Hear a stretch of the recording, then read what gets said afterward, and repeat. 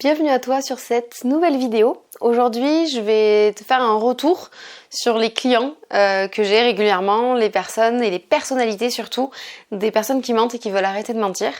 Parce que je pense que c'est important de parler de ce que je vois au quotidien, des profils que je rencontre, parce que très certainement tu vas te reconnaître. Et donc si t'es bloqué, si t'hésites, tu vas avoir les solutions dans cette vidéo. Beaucoup des personnes qui mentent ont un point commun. C'est pas qu'elles sont manipulatrices, comme certains peuvent le croire, mais c'est qu'elles cherchent à éviter quelque chose.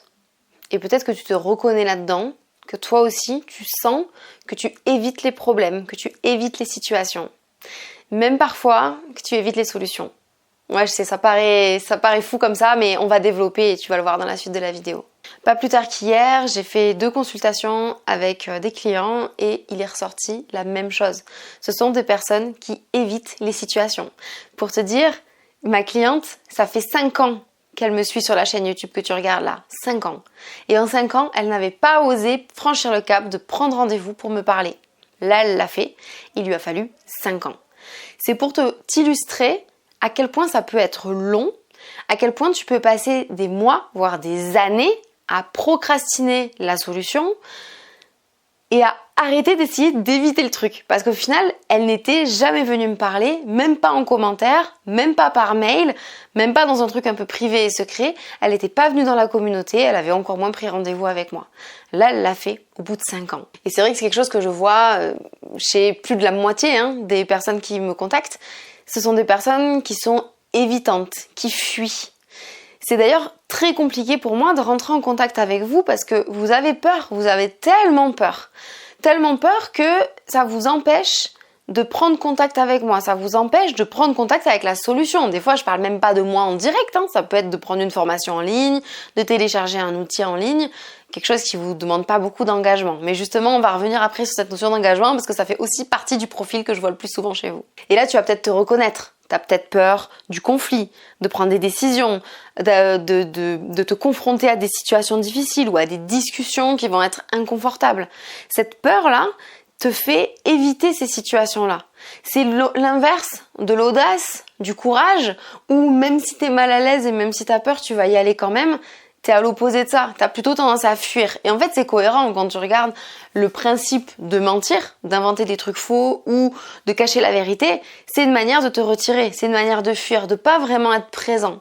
Que ce soit parce que tu fais des mensonges à toi ou aux autres, encore une fois, qui vont te mettre en lumière. On pourrait dire, bah non, moi j'évite pas du tout, je fais en sorte de briller pour qu'on me kiffe et que j'ai de l'attention et de l'amour comme ça. Mais en réalité, ça vient cacher la vraie personne qu'il y a derrière. Tu vois, la personne qui évite, c'est pas seulement celle qui se cache, qui s'oublie, qui ment par omission pour surtout rien dire et tout. Pas forcément. C'est justement en général les personnes qui se mettent le plus en lumière qui en fait ont besoin de cacher en réalité ce qu'il y a dessous. Donc ça veut pas dire forcément que tu n'es pas évitante si tu as tendance à te glorifier d'histoires qui sont fausses pour te mettre en avant, pour avoir de l'attention. Non. Tu peux au contraire faire partie des personnes qui fuient.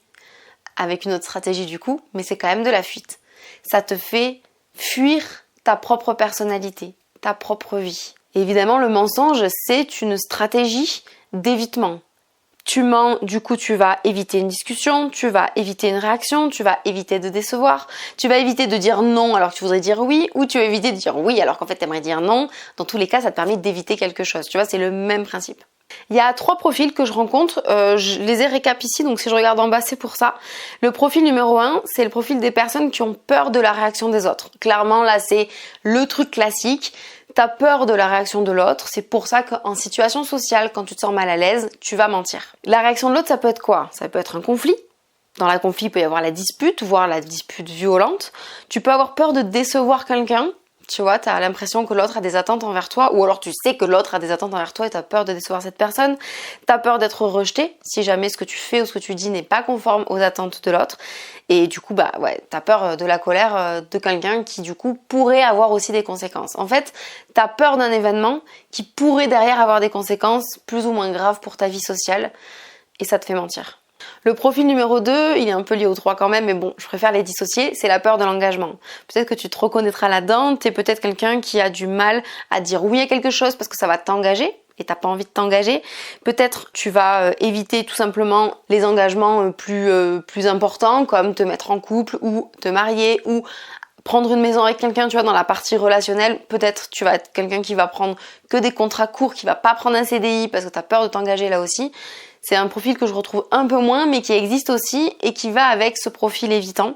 Et puis enfin, tu peux être quelqu'un qui repousse les décisions. Ça, en général, vous êtes nombreux comme ça à finalement avoir une décision à prendre dans une situation et à pas la prendre, à dire je déciderai plus tard, parce que finalement, la décision, c'est aussi un acte d'engagement. Si tu décides quelque chose, tu reviens pas en arrière en général. Si tu le fais, tu te déçois, tu déçois les gens, ça peut être vu comme de la trahison, etc. Donc, tu peux être amené à repousser la décision.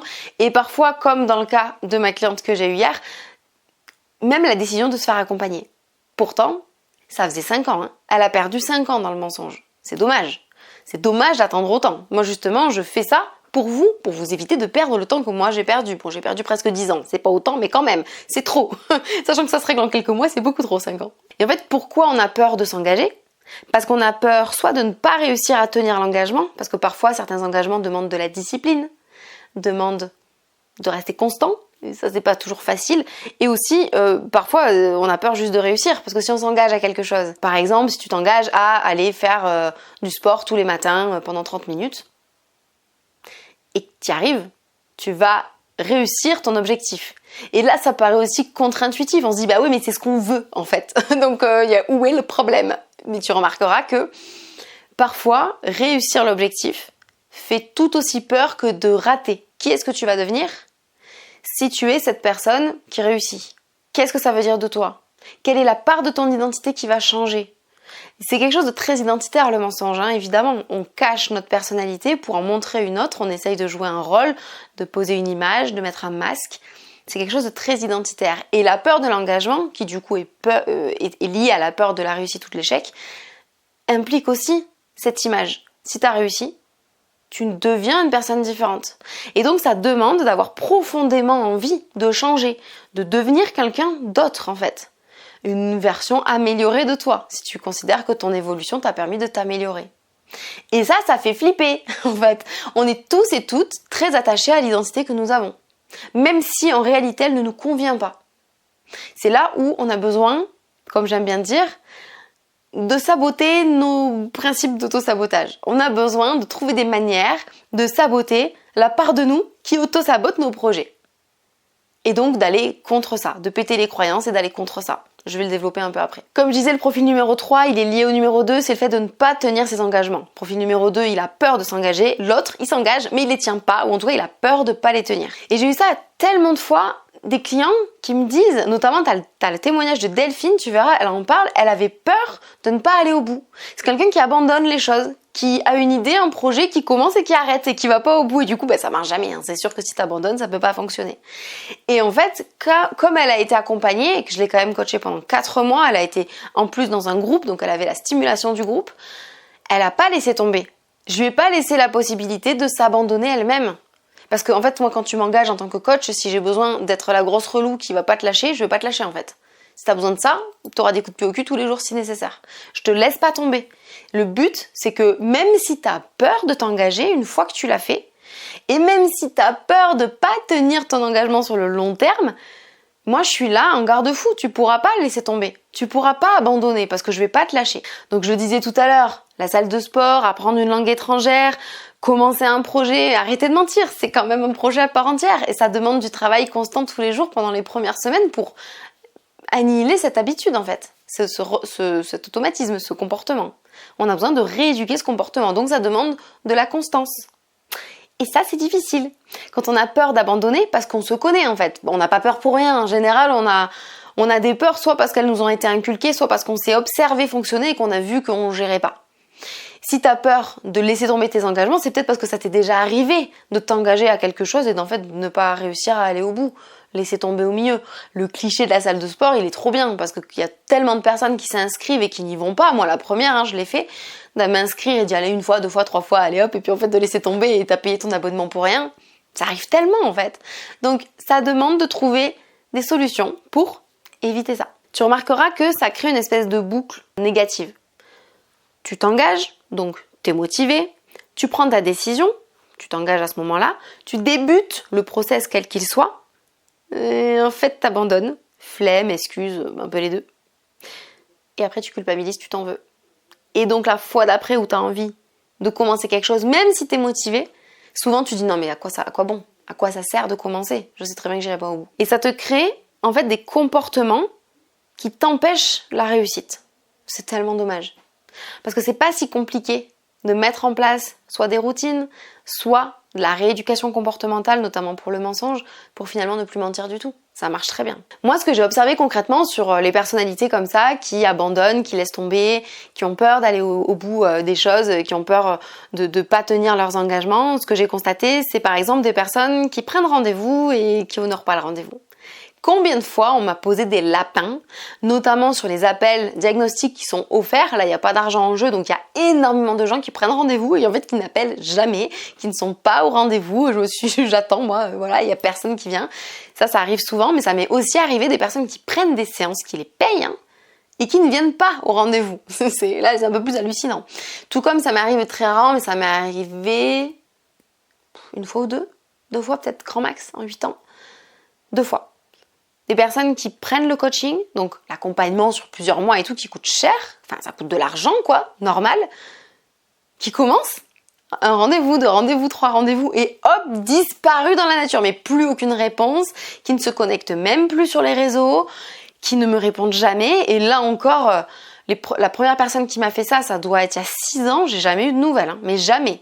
Et pourtant, l'accompagnement était payé. C'est pour illustrer à quel point cette peur, elle est terrifiante. Elle est bloquante. Vraiment, ça amène quelque chose de l'ordre de peu importe à quel point je me suis engagée, j'abandonne quoi. Ça, c'est dommage. C'est vraiment très très dommage, évidemment. Ce qu'il faut bien comprendre, si tu as ce genre de comportement, peut-être que tu fais partie des personnes qui ont déjà pris rendez-vous pour un appel et qui n'ont pas téléphoné au moment où il fallait. Et du coup, ça te crée derrière de la honte, de la culpabilité et surtout, tu vas plus jamais le faire et tout. Déjà, je voudrais te mettre à l'aise. J'ai pas une assez bonne mémoire pour me rappeler des prénoms de toutes les personnes qui prennent rendez-vous, donc n'hésite pas à réitérer ton rendez-vous. Mais surtout, c'est pas parce que t'as laissé tomber par le passé que tu vas continuer à le faire maintenant. On change tout le temps, on évolue tout le temps. Même si tu fais partie de ces personnes-là qui évitent le problème, le conflit, qui ont honte, qui osent pas et tout, je t'assure, vraiment, que tu peux changer. Et pourquoi je te dis ça? Comme je te dis, cette vidéo, elle vient d'une observation de mes clients. Des personnes que j'ai au téléphone, mais aussi des personnes qui deviennent clientes et qui sont mes clients ensuite. Et en fait, c'est courant. J'ai beaucoup de personnes qui ont ce profil, donc c'est pas parce que tu as un profil évitant que tu vas tout le temps éviter. Tu vois? C'est pas parce que tu as peur de t'engager que tu vas jamais t'engager. C'est pas parce que tu as peur de laisser tomber et que ça t'est déjà arrivé de le faire que pour autant tu vas laisser tomber cet accompagnement-là. Pour le coup, j'ai eu très peu de personnes qui abandonnent versus tous ceux qui avaient peur d'abandonner et qui n'ont pas abandonné. Et c'est quelque chose souvent qui vous surprend vous-même. Vous avez tendance à vous lancer à fond. C'est souvent dans vos arguments de doute sur est-ce que je prends un coaching ou pas, parce qu'en fait je me connais, je suis capable de laisser tomber au milieu. Mais tu pourras pas laisser tomber. Parce que moi je vais pas te lâcher. Parce que je compte sur toi. Parce que je t'attends derrière le rendez-vous. Et parce que tu auras pris cet engagement envers toi-même, mais surtout aussi envers moi, tu vas pas laisser tomber. Déjà, tu as profondément envie d'arrêter et de changer. Tu as profondément envie d'être heureux, d'être heureuse, d'être épanoui, enfin de te sentir serein et sereine et libre. T'en as tellement envie, t'en as tellement besoin aussi. Pour parfois sauver une relation de couple, parfois sauver des relations amicales ou familiales. C'est tellement important, il y a tellement d'enjeux que ça vaut le coup de te mettre ce petit coup de pied au cul du départ. Et après, compte sur moi qui vais être ta coach personnelle, pour ne pas te laisser tomber, pour faire en sorte de trouver ce qui va permettre de saboter ton auto-saboteur. C'est ça ma spécialité aussi. C'est faire en sorte que tu restes avec moi, que tu continues tes efforts, que tu vois à quel point ça paye, mais tellement rapidement en plus. Donc ça vaut le coup d'aller au bout et tu verras qu'il n'y a aucun jugement, qu'il n'y a aucune pression. Tu fais les choses à ton rythme. Moi, de toute façon, je travaille en sur-mesure, donc ce sera dans tous les cas à ton rythme, parce que je vais m'adapter à toi. Et tu verras comme ça que tu vas réussir. Et pourquoi les personnes comme ça disparaissent? C'est une émotion, surtout de honte, qui est là. Donc oui, il y a la peur de s'engager et tout ça, bien sûr. Mais c'est surtout de la honte. Si par exemple, tu te dis, j'ai pas fait les exercices, c'est la honte. J'ai pas tenu mon engagement, je devais pas mentir, j'ai rementi, c'est la honte. Je suis pas à la hauteur, je suis pas capable. Ça me paraît trop difficile, c'est trop important, ça fait trop longtemps que je fais ça. Ça, c'est toutes des pensées que tu as, auxquelles tu crois, donc elles sont devenues des croyances, qui t'empêchent d'avancer. En fait, au lieu d'avoir confiance en toi sur le fait que tu es accompagné, tu es au bon endroit, tu as trouvé enfin la solution, tu doutes encore et tu disparais. Et là, c'est clair, hein. Tu sais, la prophétie auto-réalisatrice. Je vais pas y arriver, du coup j'y vais pas, du coup j'y arrive pas. Bravo, t'avais raison. Bah oui, mais parce que t'as pas fait, t'es pas allé contre en fait ta peur. Là, moi, ce que je vais demander à chacun d'entre vous qui m'écoute, c'est d'avoir du courage. Le courage, c'est d'agir même quand on a peur. Bien sûr que tu vas avoir peur, évidemment que tu vas avoir peur, genre normal. T'es terrifié, déjà si tu mens, c'est parce que t'as peur. Hein. T'as peur des autres, t'as peur de leur regard, t'as peur des conséquences, t'as peur de plein de trucs. T'as peur de tout en général. Il y a évidemment des sujets dans lesquels t'es à l'aise, mais si tu mens, c'est que sur ces sujets-là, t'es mal à l'aise. Moi, je te demande d'avoir du courage. Ouais, ça fait flipper. Oui, c'est un engagement. Ouais, si tu foires, ça fait chier. Mais c'est pas aussi pire que ce que tu vis en ce moment. Et donc, dans la balance, probablement que ça vaut quand même le coup de le tenter. Surtout que pour là, dans le cas qui nous rapproche, toi et moi, t'es pas tout seul. T'as toute cette chaîne YouTube avec toutes des vidéos qui sont là depuis plus de 8 ans maintenant. T'as des formations en ligne que tu peux prendre et faire tout seul dans ton coin. Tu peux m'appeler moi directement pour qu'on fasse un diagnostic et qu'on voit où tu en es et qu'est-ce qui est le plus adapté pour toi. Tu peux prendre une consultation pour que directement on travaille sur les sujets qui t'intéressent. Et tu peux m'engager pour que je sois là pour toi pendant des mois, pour que je t'accompagne pas à pas. À ton rythme, t'as toutes les solutions qui sont là, il te suffit juste de te mettre le premier coup de pied au cul. Ça, malheureusement, à part faire cette vidéo, je vois pas comment je peux, moi, te pousser à te dire putain, mais t'as les solutions là. Il suffit de le faire. Et vous êtes tous, et tu peux écouter tous les témoignages, vous êtes tous hyper bluffés de la vitesse à laquelle ça va. C'est super rapide. En un mois, tu mens plus, hein. 1 mois et demi, allez 2 mois si t'as des gros traumatismes qu'on doit aller bosser, mais en 1 mois, tu mens plus. Et je sais que le fait d'éviter, ça soulage. Tu vois, imaginons t'as pris rendez-vous pour un appel, tu stresses avant l'appel, t'as peur, c'est normal, hein. Tu vas venir parler des trucs qui te font peur, qui te font souffrir. Tu vas venir te mettre à nu, vulnérable lors d'un rendez-vous avec moi qui suis en fait une inconnue pour toi. Même si tu me regardes et tu m'écoutes et tout, je suis quand même une inconnue pour toi. C'est normal d'avoir peur. Il y a peu de personnes qui n'ont pas peur pendant ces premiers actes, ces premières décisions.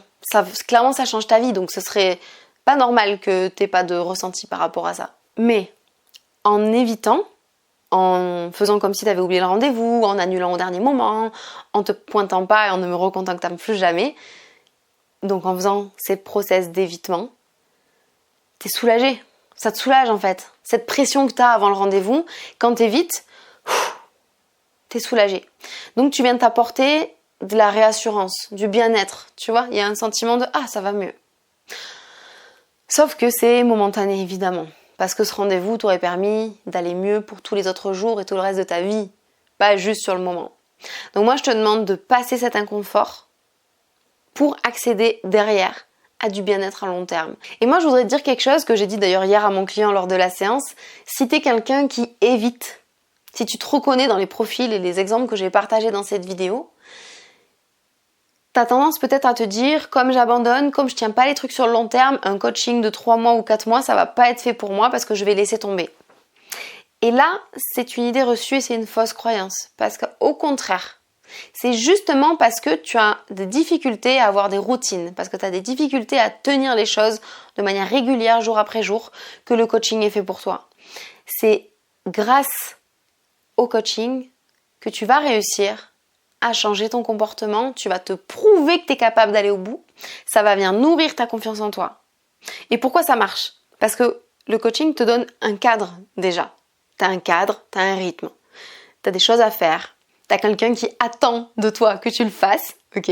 Et quelqu'un qui va pas t'en foutre plein la gueule si tu l'as pas fait. Parce que non, je suis pas une horrible personne, loin de là. Je te permets d'être qui tu es et je te permets d'avoir tes failles et je te permets de mettre de la bienveillance et de la douceur là-dessus. Le coaching, ça t'apporte aussi un suivi. Ça veut dire que là où d'habitude, sur des engagements long terme, t'avais du mal à t'y tenir, là il y a un suivi qui est prévu. Donc il y a quelqu'un qui est là, c'est moi, qui va pas te laisser abandonner. Je vais te soutenir, peu importe les étapes que tu vas traverser, et c'est grâce à ça que tu vas te rendre compte qu'en fait, parce que tu as le soutien nécessaire et adapté à toi, que tu réussis. Et ça, c'est le retour que me font tous mes clients qui sont évitants à la base.